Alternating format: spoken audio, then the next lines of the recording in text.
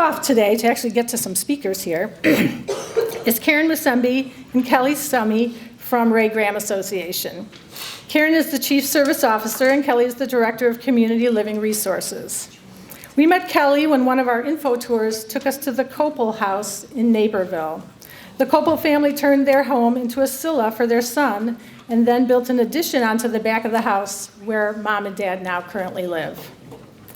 On that tour, Kelly really struck a chord with Barb and I when she talked about some of the things that families really need to think about before moving forward with a housing plan. We thought the idea about how to create your vision for housing was a great way to kick off our day. So please welcome Karen Musembi and Kelly Stummy.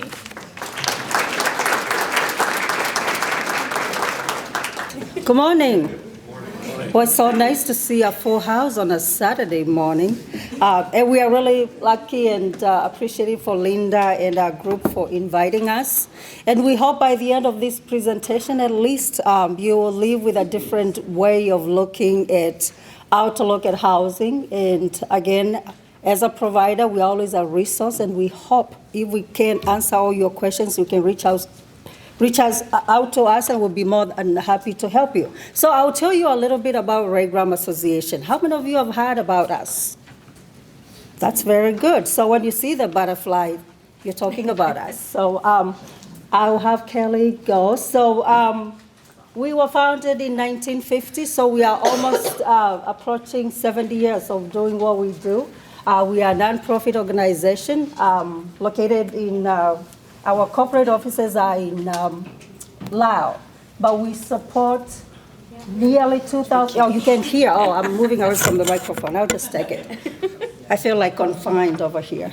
So we have we serve nearly 2,000 children and adults with developmental disabilities on an annual basis. And we are accredited by the Council on Quality and Leadership. And we've been accredited for quite some time now. So what is our mission?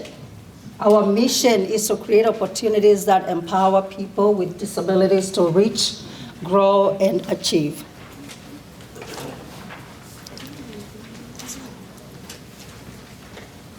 So what is reach, grow, and achieve? We do feel like we do a lot of support, so we try to focus on 5 distinct areas. So at Ray Graham Association, we provide residential services that includes the traditional silla homes, community integrated living arrangements. We also have an ICF-DD, that is an intermediate care facility for people with developmental disabilities. And we also have a tiny portion of a kids' home, and we also support residential respite. So if you live in the state of Illinois, have a child with a developmental disability from ages 3 to 21, you can get respite services up to 2 weeks in a year, overnight, at no cost to you. And then we have what we call life skills, and again, that is how people spend their day, how people learn independence. We also do employment services, so we work with a DRS to provide and support people who seek or who want to work in the community. We also do family support services. Again, that includes our respite, our home-based services, and then we do recreational services. So if you've heard about CSPA, NEDSTRA, WEDSTRA, we have a program called Gateway. And the way we do that is we have 9 municipalities that came to us and said, we are going to pull our resources together if you can come and be the provider and provide recreational services. So we do have a recreational department. So we like to tell people about our story, our history, and what we've learned along the way. I've been with this organization for 21 years, and where we were 20 years ago is very different from where we are. We still have the same name. Our mission has changed a little, but there are things that we were doing in the past that we say, we can't do that again. And why is that? Because people teach us every day what they wanted yesterday, they don't want today. And what they want today, they may not want it tomorrow. So we've learned that if we are going to really be a progressive service provider, we must listen to people. The people we support at Ray Graham Association truly drive our mission. We don't sit there and tell them, we are the professionals and we know what's good for you, so we're gonna tell you what is good for you. We've learned when we listen to people and when people tell us what they need and we respond to that need, we are able to be a better partner with them. So in the past, there are several things that we needed to do. So you see below here, we used to have a large workshop. Have you guys heard that name flown around? People go to workshops during the day. So we used to have a large workshop where we actually used to get contracts from businesses. And the people we supported spent their day putting widgets together. They got paid sub-minimum wage. You work a whole month and your check could be $2 at the end of the month.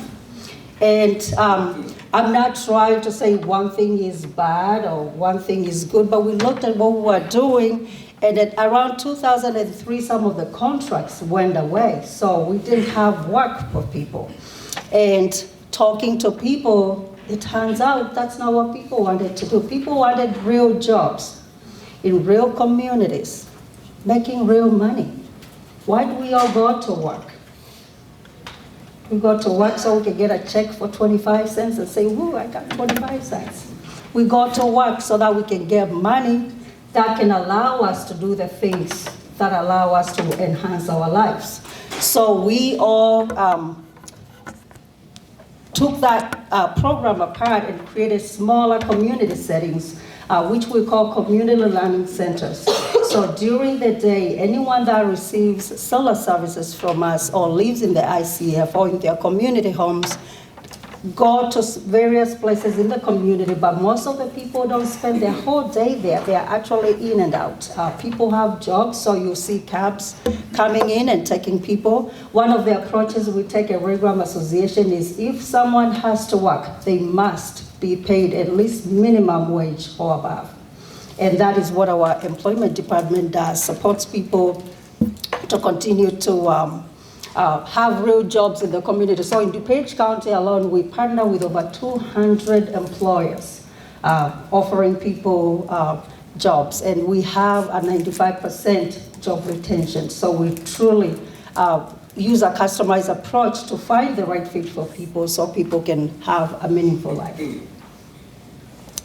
So when we talk about housing, one of the things that we've learned along the way is the conversations, shared values, which equals to customized services. So we are in a situation where sometimes at 3 p.m. you get a call from an ISC agency and they tell you, we have a situation. We have somebody who is homeless, who is in, something happened in their family life, they need a place to go. And that is one of the dreadful phone calls we hate to receive. Well, when I say we, Kelly usually receives them. And then I get the phone call and then we go, what do we do? In situations like that, we may have to look within our system and say, what do we have open? Open beds. But that's an approach that at Ray Graham Association we do not want to use anymore, because when you fill beds, you have problems you can have problems. But in situations like this, we may have to look at the situation and say, this person needs somewhere to go. We are going to accommodate them based on what we have. And sometimes we've been really lucky. People have walked into a situation and it's worked out perfectly. In other times, somebody may come to that situation and then a month later, 2 months down the road, then we realize the setup. The people that person is living with may not work, and then we try to undo that as best as we can once a crisis passed. So I, again, talked about the 5 pillars of our services. So when we talk about the community and family support services, that we have, those are the departments that are under that cluster.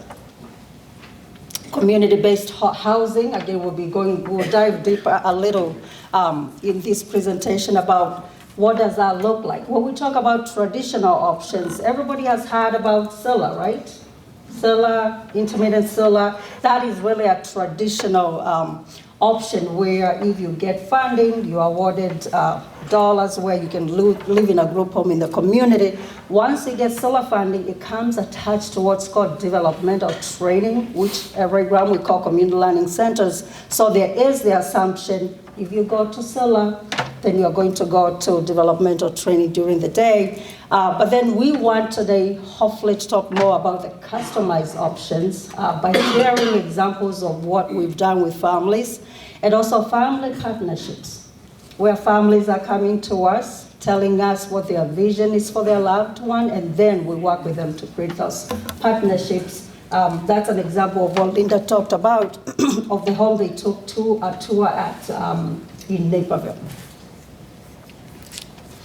So, customizing and partnering in crisis. And again, I'll turn the mic over to Kelly, and we'll start talking a little bit about how those things have happened. And today we hope, if you don't hear anything from us, or you forget everything we say today, you remember where to start when you start talking about housing. Don't think about, the building, because that's the easiest piece. There are other pieces that needs to be in place so that when the house comes in place, then it can really do what you expect it to do, or it can provide the assurances for you, your loved ones, and assure consistency moving forward. So I'll have Kelly take over from here. All right. So what I'm going to do is I'm just going to share a couple stories with you. And then most of what we talk about is I'm going to share with you what we've learned throughout these stories. I can do it. That's okay. Thank you. So this story right here, family in crisis. Sometimes in the state of Illinois, crisis is defined as immediate. We like to prevent immediate crisis. So this is a story of a man who, he was in crisis. He was about to be homeless. His primary caretaker was no longer able to take care of him. But we had 2 months to figure out a solution for him. But because we had worked with some other people who are already in our existing program about what they wanted, what their vision was in life, we were able to connect these people and kind of get them to a shared vision. So one of the men in this photo, he came to us in a true crisis. I believe it was Friday at 5 o'clock, and he needed a place to stay. And we just had to find what did we have available in that moment. And he lived there, and he enjoyed it, but it wasn't exactly what he wanted, and that didn't meet his vision. Same thing with another man in the middle. He came to us, he was with a different provider. He and his family, they weren't really getting what they needed. They wanted something closer to them. We fit that bill, but we didn't have the perfect spot for them. So because those two men kind of had worked with us and we knew what their vision was, we weren't getting them where they needed to be in the moment, but we knew what their vision was. Then when Mark came to us, and he was the man who was, we're gonna have a true crisis in about 2 months, we were able to kind of connect those families because they had a shared vision. And they now live, there's actually 4 of them now, they live in a lovely home. The family partnered with us but their shared vision was they're active guys. They're extremely active. They really have a love of travel. They've gone all over New Orleans. Their goal is to kind of get as many places in the United States as possible, and then kind of bounce outside of the United States because they really have this love of travel and sports. So really, we knew that that was important to them. So when that family came to us and said, we have a situation coming in a couple months, we have certain resources, we'd like to partner with you, we had other people that we already knew had a shared vision, so we could make that happen much quicker.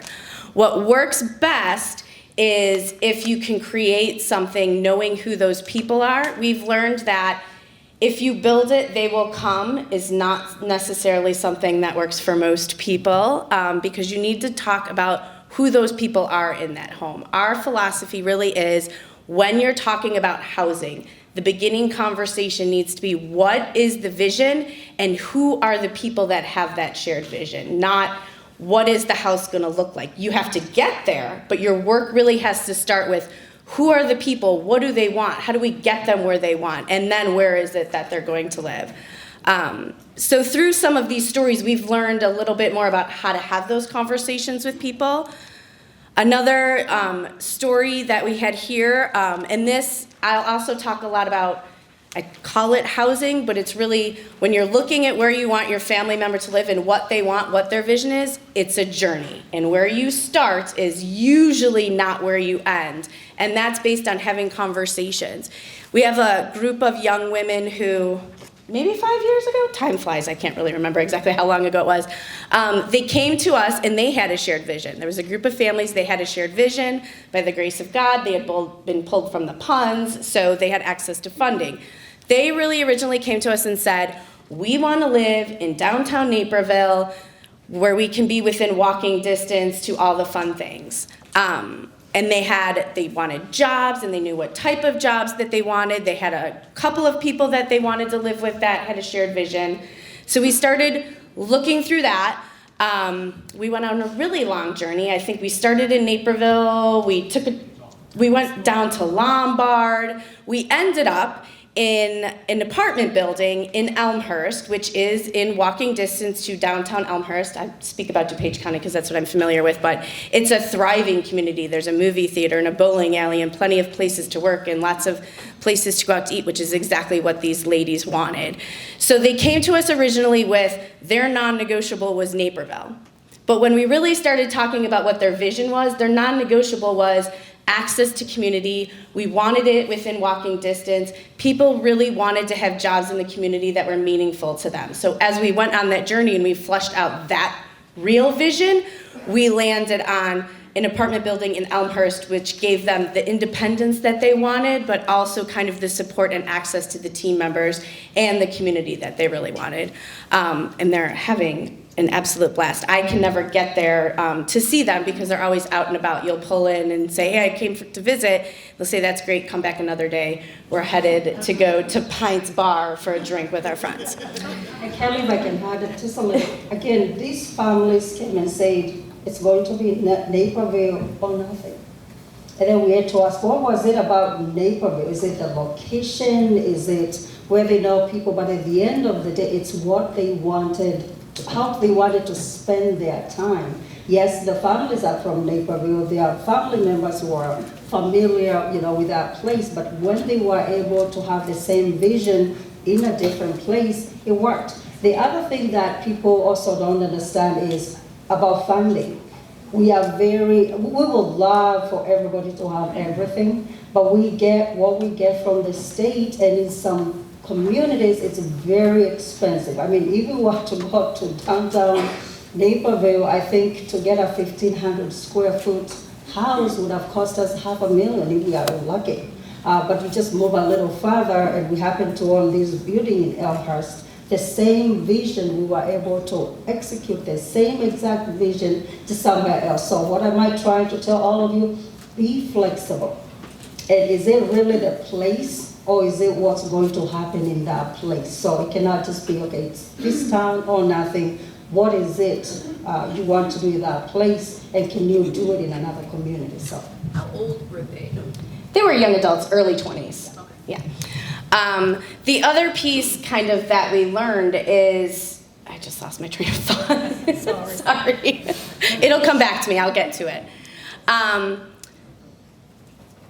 So this was another example of an actual journey. We had a group of young men that came to us. They were really active. I say active, and everybody that we work with is active. It's really more the types of things that they like to do that they have in common. They're very sports oriented. They're always in the city going to White Sox games, Cubs games, Bulls games. They're very into sports. They had that in common.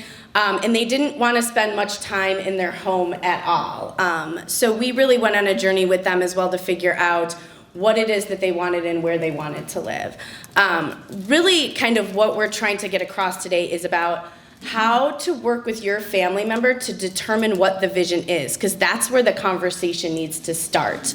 And I'll get to, I have a tool that I'm still developing it, but it's based on conversations with people and their families, because that's really a hard question to answer.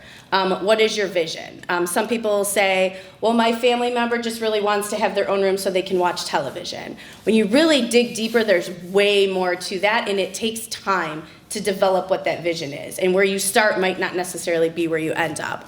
For us, that's what customizing is, to modify something to suit a particular person or meet a specific need, which is why you cannot start your conversation about housing talking about the bricks and mortar of the house. You have to talk about who the people are and what do they want and where do they want to go and how do they want to spend their days, what types of support needs do they have. And again, I'll add something. So I'll give you an example of things we've done as professionals, thinking we know better and then being proven over and over wrong. So we have this home that we had, and we had several young people, and we thought they are young. They like to go out all the time. They'll get along, we'll just, this will be the perfect house. So yes, we had a home, and we put five young men together, and boy, did they prove us wrong. It didn't work. It did not work because everybody wanted to be the king in the house. Everybody wanted to do their thing, and we ended up in such a situation where the conflict was not only the families, it was the people we support, it was the team members. And you can imagine when I'm sitting in my office and a family member says, when is she leaving?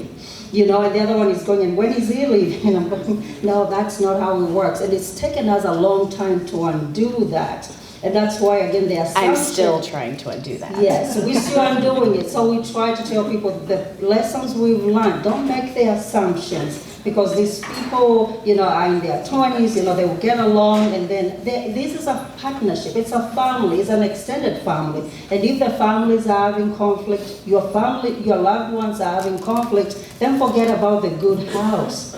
Nobody's going anywhere. Nobody's vision is being met. And now when we talk about our partnership, we are doing, I hate to say it, but I'll say it, we've been now calling it, it's almost like speed dating. When we find the right place, we'll call you and say, we know you have a son, come let us tell you what we have. And we have had the families meet first without meeting their kids and say, do you feel any vibe? Do you get along?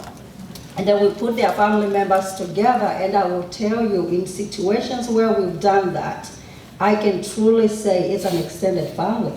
These families now visit each other at each other's homes. Their kids go to each other's families. The team members are embraced, and the outcomes in those homes are absolutely, we can tell you real outcomes of what we are seeing, but we stop the assumption of, you just can't feel this bad. You feel this bad because you are young, you get along. And when Kelly tells you she's undoing it, it is a real issue that we have to undo. And then people now have to move again. You know how change is for all of us, with or without a disability. Families are already having, trust issues with the system. But now we are learning not to repeat our mistakes.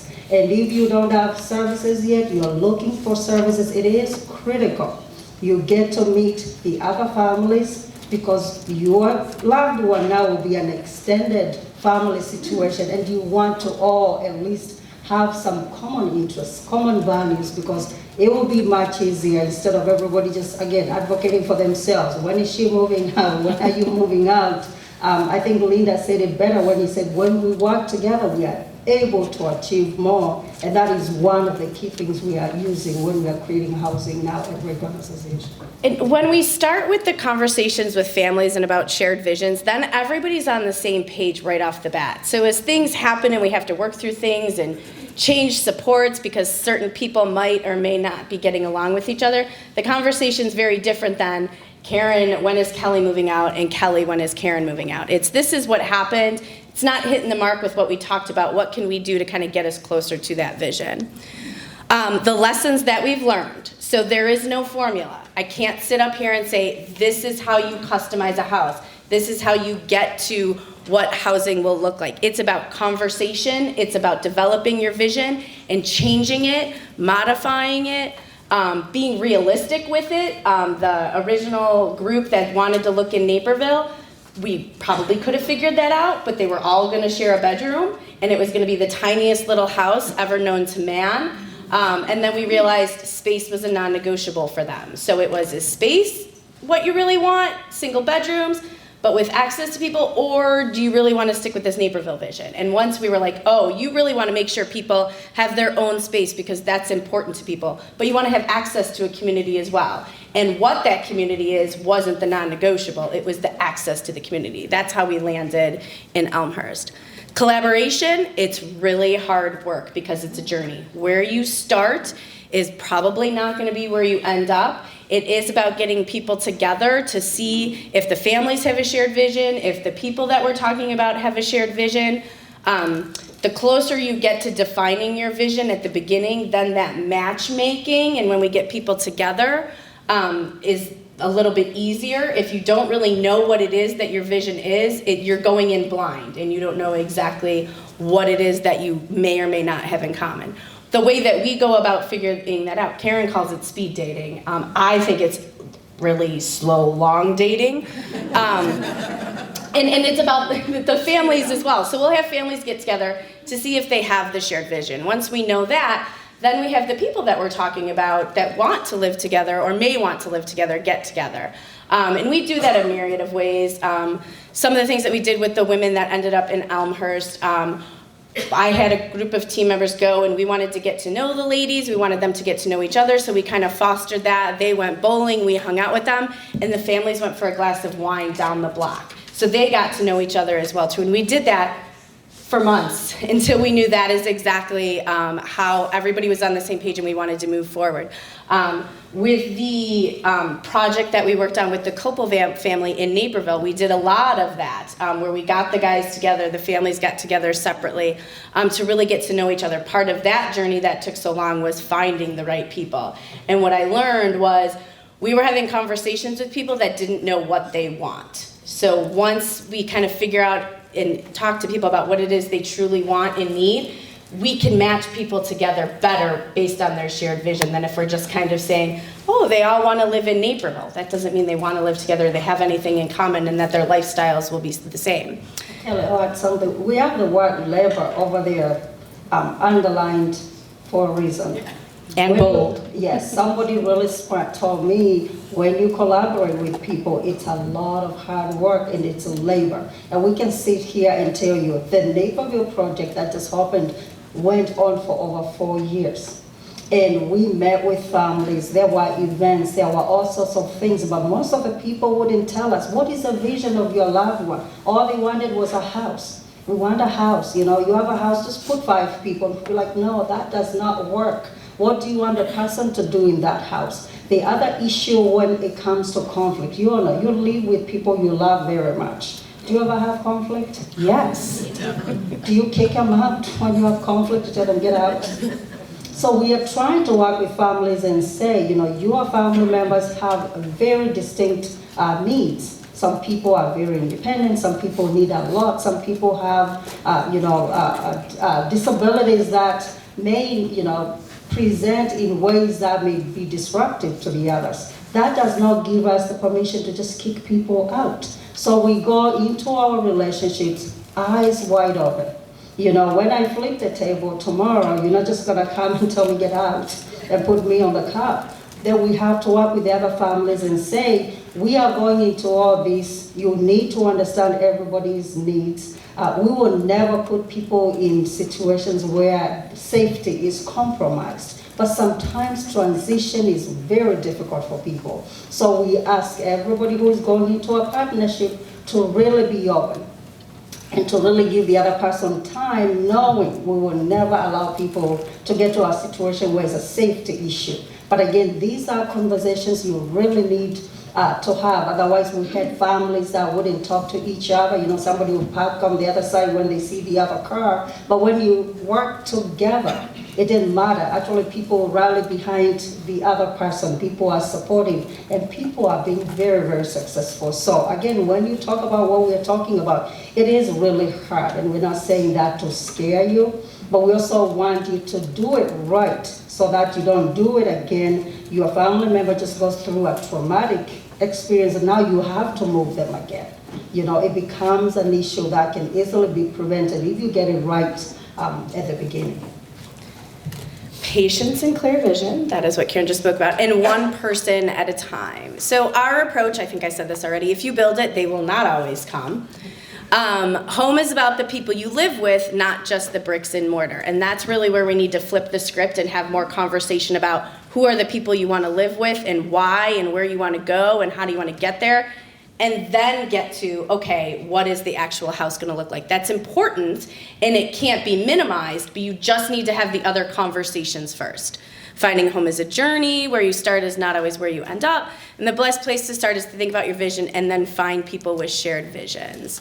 So vision, the ability to think about or plan the future with imagination and wisdom. Imagination is probably the biggest key to all of this. It's really hard for us to think about being creative because everything that we're usually told is stuck in a box. So that's why we think about the bricks and mortar and we think about the house first. But it's really about the people.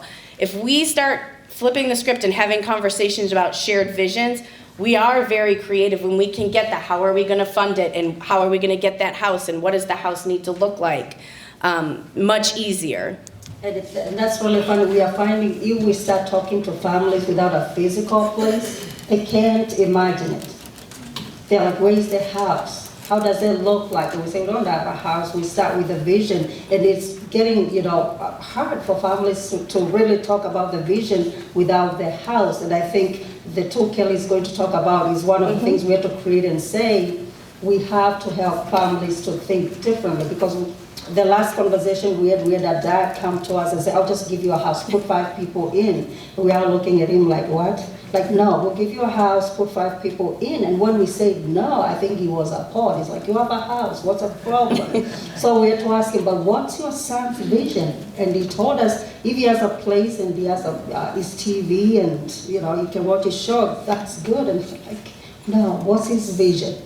And so we had to pause and say, how can we help this family that really knows the end result, but necessarily doesn't know the vision, to create that vision for their son. And we are working on that, and I think we are really actually very close, but we were able to get them to be, to imagine things that didn't exist. But to them, they needed to have the physical place to be able to create the vision, and we're like, no, it needs to be the flipped. Yes. Have the vision, and then the place will automatically come together.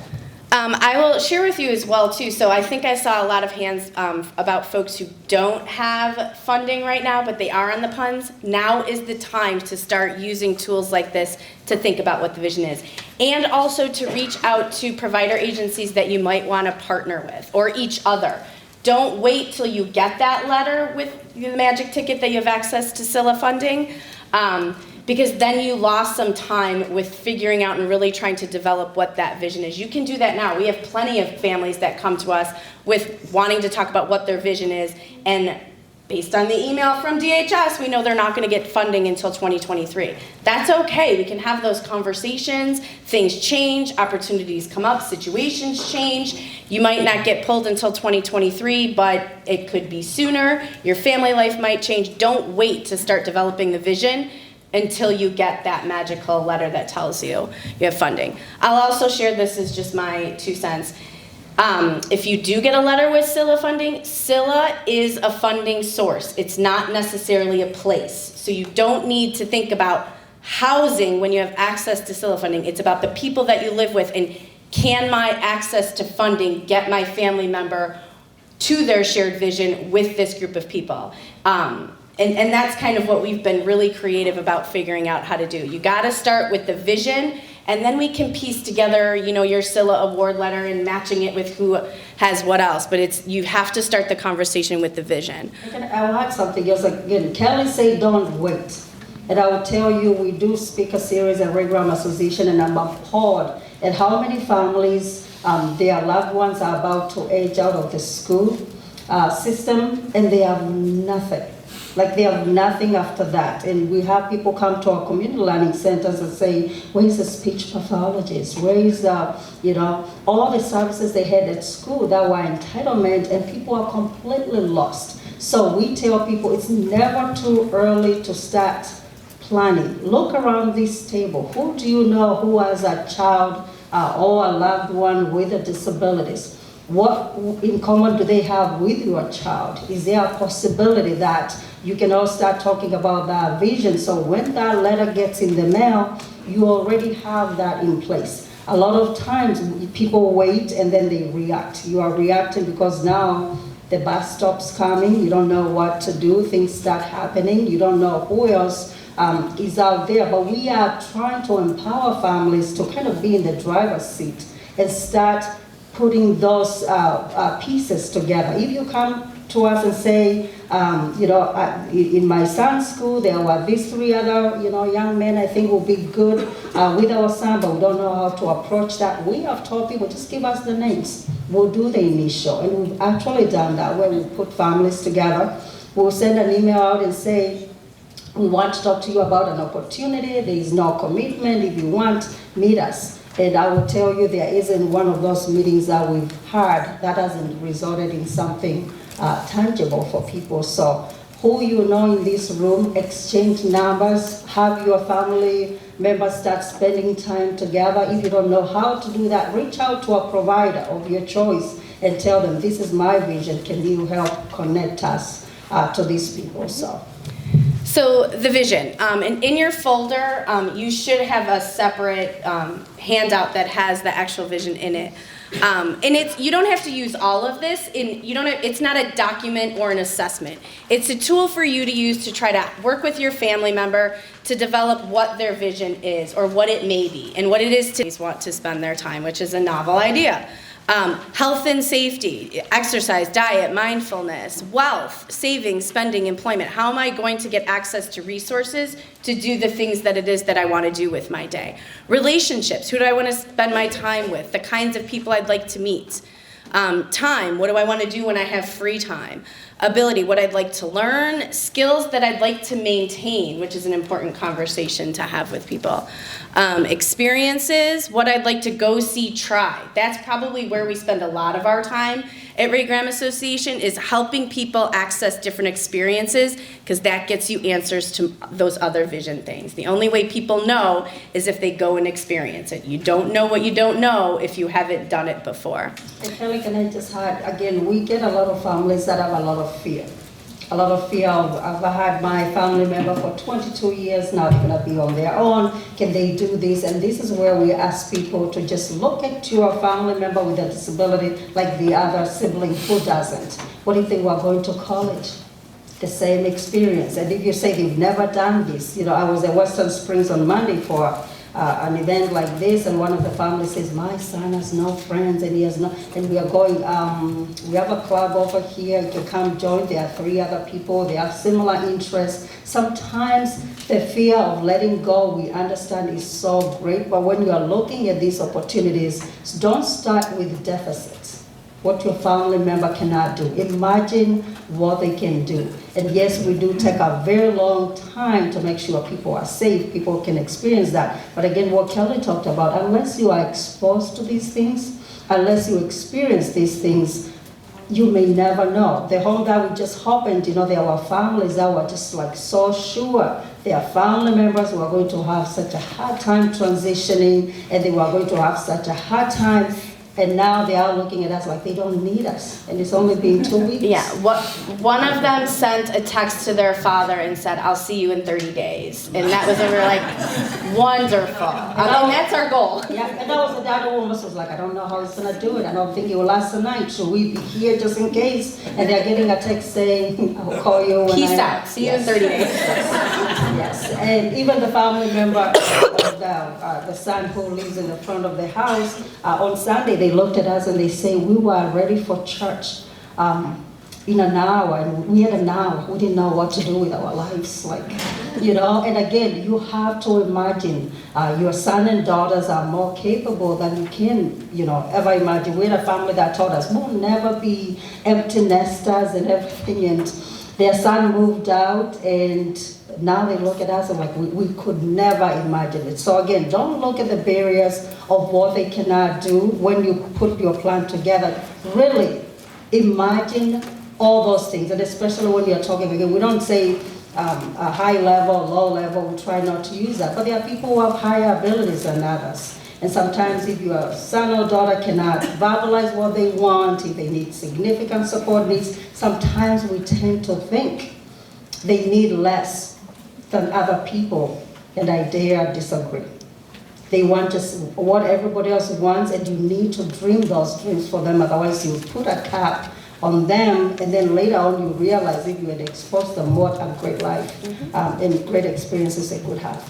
I'll just share as well too. So those success stories where I feel like our job is really, we're doing what we need to do when people say, hey, mom and dad, go live your life. I'm going to hang out here. See you in 30 days. That happens only because of all the work that everybody put in, including the families, ahead of time. That makes the transition so much better for everybody involved because we knew we had the right people. It might have taken us a while to get there, but we knew it. We knew exactly what they wanted to do. We had developed plans and schedules and routines and spent all that time getting to know the guys and the guys getting to know us and the families connecting with each other. We knew that we were going to have that good outcome. When you go into it without doing that work ahead of time, it's kind of like fingers crossed, on paper this all works. And I will tell you, what's on paper does not match what people actually want and what they need. It's really about getting out and experiencing and spending time with people and getting to know them. And just one footnote on that. When the vision starts to take too long to materialize, we've noticed families just tell us, you know what, just put people together. And we refuse. We're like, no, we're not going to compromise the vision because long term, you're going to look back and say, you know, why did we do that? And again, I'll talk of the home that we just opened, it took a long time. And along the journey and along the way, people there were frustrations on all ends. And we did not compromise because we knew the exact vision that family had put out. And if we had compromised it, then it will get us into the same situation of that other house that I told you about, where we just said, yeah, put them together, I think they'll get, you know, they'll be fine. So do not compromise your vision. Patience pays out because what you're trying to do is long term, not one day, not 2 days. None of us wants to move to this house today and then tomorrow to another house and new people. We want to do it right. So again, it may take a little longer, and it is okay as long as you keep your vision intact. So then the actual housing piece, which is what everybody's here to talk about, is what's important. And I'll tell you what we've really learned is we want environments to work for people, not against people. As much as we want to be able to adapt and change the environment to make it work for a person, not against a person. So these are just some things to flesh out a little bit. Non-negotiables for your home. I always hear about location, but really when we dig through it, it's usually not about location. But to that point, you want to be able to keep the connections and the relationships with people that you've spent all that time building. So you don't want to move too far away. Who and what do you want to be close to? What do you want the indoor space to look like? What do you want the outdoor space to look like? You have to think about when it's people living together, you want to make sure that there's areas for people to have time alone, but areas for people to get together and do things in common. Indoor space and outdoor space. I know we have really cold winter months here in this area, but when the weather is nice, that outdoor space is a luxury that we need to use and make work for people as much as we possibly can. How many people would you like to live with? Who would you like to live with? What types of personalities may work best? And what type of living environment? So there's houses, there's townhouses, there's apartments, there's projects with families where families live in the back. It's all kind of out there and open. We're open to having the conversations about everything. There's no one way to look at housing. But really what you should look at is you want the environment to work for a person, not against the person. So if it's somebody, just a couple examples that we've come across, somebody who likes to move a lot, walk around a lot, or maybe pace. You want an open space or a loop so they can do that, and not everywhere you look there's a wall. Make the space work for the people so what they need to do, they can do in their environment, and the environment doesn't become a barrier. Now they're frustrated and now they're banging holes in those walls that are all over the building. You want it to work for a person. The more you know that in advance, then when you get ready for the person to actually move, the house works for them, which is easier than, oh goodness, there's walls everywhere, and now those walls have holes in them, and now what are we gonna do about it? Because Karen's mom is calling me saying, Kelly needs to move out because she's got holes all over this beautiful house. And that's another thing we also, we've learned from our experiences. We can change people, but sometimes we miss the point and we forget when Kelly's putting those holes in the walls. Why is she doing that? So instead of trying to write a behavior plan for Kelly, all Kelly needs is an open space. So when she needs to move around, she can move around. So again, think when you are creating the spaces, don't try to change your family member. Change the environment to suit them. And simple things like open spaces can change that. So instead of saying somebody has a behavior, it's really not, somebody's trying to tell you something. So we are learning as we go along the way, not to try to change who people are, but to change and adapt their environment so that they can strive.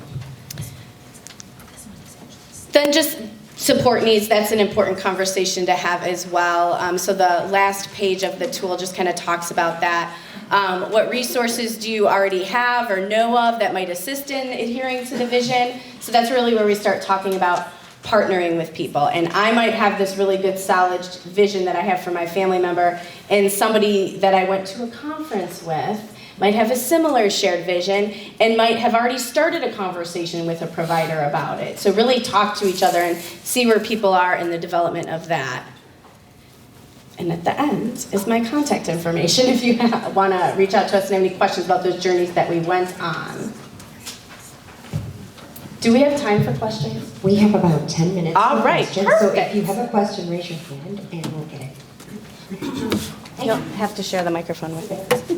Could you just repeat that website that you can get the puns estimate on? That Said would it be, once and- Linda asked that. Do you have it? Okay. Go ahead. Want me to read it? Okay. So it is dhs.ddd.puns@illinois.gov. You're so welcome. All right. Illinois spelled out. Illinois spelled out, right. And what do you put in it? Put the name and Name and birthday. Okay? Hi, and when you're working with an individual that has limited language, how do you get to that vision? Do you have any tools that you use to try to elicit what their goals are? So really it's about then if they can't use their voice to tell us what experiences have they been in the past? If they're young and they went to school, what did they do at school that they enjoyed? What did they do with their family members? Sometimes, and we'll get people coming to us and we really have no way of figuring out what they enjoy. So then our work is exposing them to different experiences to see what they like. But if it's a person who can't tell you, it's really working with the family member and fleshing out what they're currently doing that they enjoy, and can we build on that? What they used to do, what they're doing now, who are the people they spend their time with, where do they go, and really just getting to know a person that way, and you get to the vision then. And the other thing we do is we spend time with people who know them best. And again, just because somebody doesn't use words doesn't mean they don't communicate what they like. If you expose people to different environments just from their reaction, you'll be able to know. But as Kelly says now, I'll change my terminology to long, what do you call it? Not long dating, not speed dating. But we do put people together for long periods of time and try to observe, what are they doing? How are they tolerating different environments? And then we're able to figure that out. An example of that, I'll go and then we can go to the next question, is I've worked with a person who their people that they spend all their time with, all they could tell me was they really enjoy being out in the sun. And we came up with 30 different experiences for that person. And what they really like is to go to the beach and have their sand in the toes and spend time on the beach. So you can take something very granular and build it into something amazing and wonderful. And then it's a trip to Florida. You could really build off of with just one piece of information. So there's ways to figure out what's enjoyable to people and how they want to spend their time. We have another question here. Are there staff in these housing situations? Yes. How does that work? For every single one, it's very different. So that's what we talk about when we're talking about customizing. Talking about what do the people in the home need. We don't operate off of this is the model and here's the staff that we'll give you. It's what do the people in the home need? What kind of resources can we get from the state to pay those staff members? And really piece it together that way. So each situation is very different, but we come at it from who are the people that we're talking to and what do they need? and then how can we get that with the staff? So it might be a sleep staff overnight, it might be a wake staff overnight. It really kind of depends on what the people want and need and how they're going to spend their day. And one of the things people like to ask is, what is your staffing ratio? And people are surprised when we say it depends, because everybody wants us to say it's 1 to 3, it's 2 to 4. Everybody wants us to say it's 1 to 1. Yes, but it is different for each person. We can have a situation where we have 6 people with a ratio of 1 person. Why? Because the needs of those people can be safely and adequately met with 1 person. But then we do have situations where we have 1 person and 1 team member. Sometimes we have situations with 1 person, 2 team members. So the staffing ratio is based on specific needs, and that's why for us, we want to really stick to that customization. However, we have to be realistic. You will get funding, and the funding is a certain dollar amount to support you throughout the year, and we have to make sure those dollars are adequate. But again, we always put safety of everyone first. I'll throw in real quickly and then we can get to the next question. Really what we're trying to explore right now is, do you really need staff or do you need some sort of technology to keep you safe and more independent? Sometimes it's a myriad of both, but we can work around it that way as well too. Here's another question. Just real quick, what you were saying, CELA funding, what is that? So it's CILA funding through the state. It's Community Integrated Living Arrangement. That's what CILA actually stands for. And really it's residential funding for people pulled off the ponds. And it's, I mean, I could do a whole presentation on CILA funding, which nobody here really wants to hear me talk about, but that's what the state uses to pay for residential services. And I think what resonates with a lot of people is when you hear group home. You know, you've heard about group homes. That is the funding that funds the group home.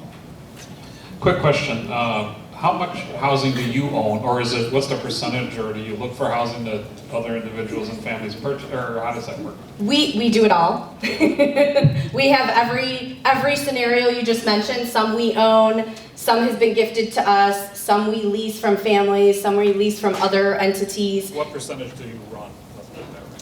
We own, like, majority of the homes we own. Okay. I think we have one situation where we rent from, actually now 2 situations where we rent from families, the rest we own. So we have about 26, 26 residential homes. But the one thing in the PowerPoint we said, you know, when you build it, they'll come. We are learning. When you build it, they'll come and tell you that's not what we wanted. So we are I'm going to trying. change that. Yes, so we're trying very hard again, instead of having that vision and saying, oh, come look at this beautiful house, now move in, is what do you need? So if we have family situations where families are able to come with a different arrangement, we go with that.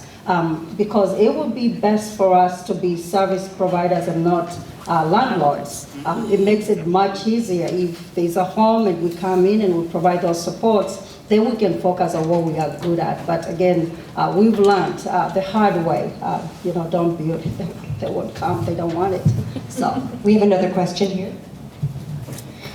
With the shortage of DSPs or support staff and the challenge of the low wages, how are you managing to staff the homes to meet the needs of your residents as planned? So we, about 3 years ago, really started focusing on the culture of our team members and really knowing that we saw the DSP crisis coming a long time ago. Not to say, I mean, we have a DSP crisis shortage as well too, but we really worked on building up our leadership and making sure that it's a really good experience for the DSPs to come and work with us.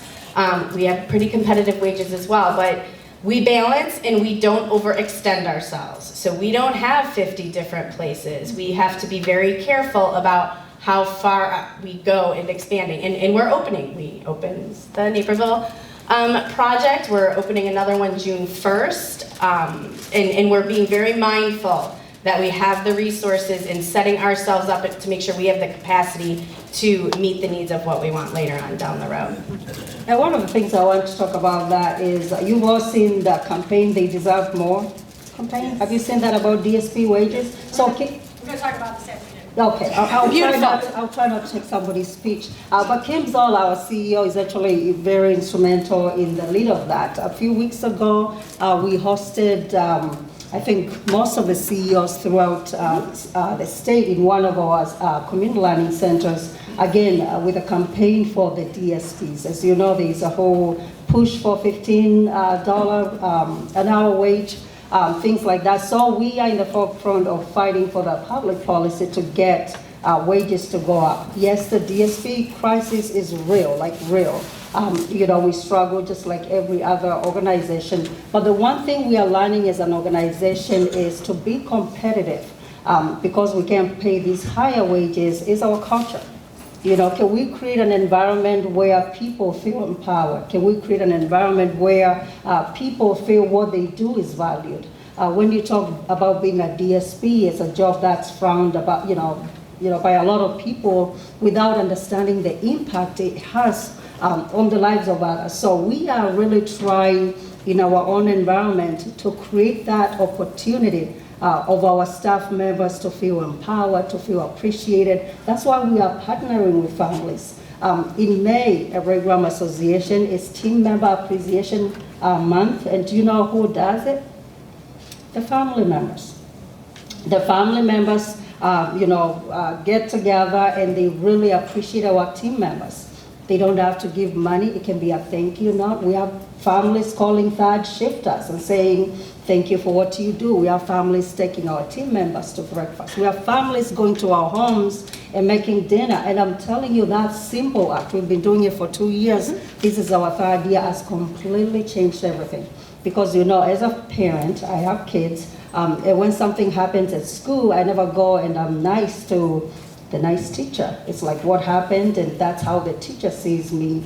And we realize sometimes out of frustrations when families come to visit or, they show up someplace and things aren't going well, that's how our team members were feeling. The only, feedback I get is when something isn't going right. So we flipped that. So that continues to help us. But again, we continue to also try recruitment, whichever way, partnering with colleges earlier on, creating opportunities for college students. So we think if they come early, they get to meet people, they get to know people. Eventually, they may choose to make what we do a career. So we have some partnerships. So there isn't one answer fits all. The crisis is really real, but we have to figure out people's lives still have to go on. And if you look at the prediction of the DSP crisis, it's not supposed to get better. It's supposed to get to a point where the need is greater than the supply. So we have to figure out a way to. Let's give a warm round of applause for this great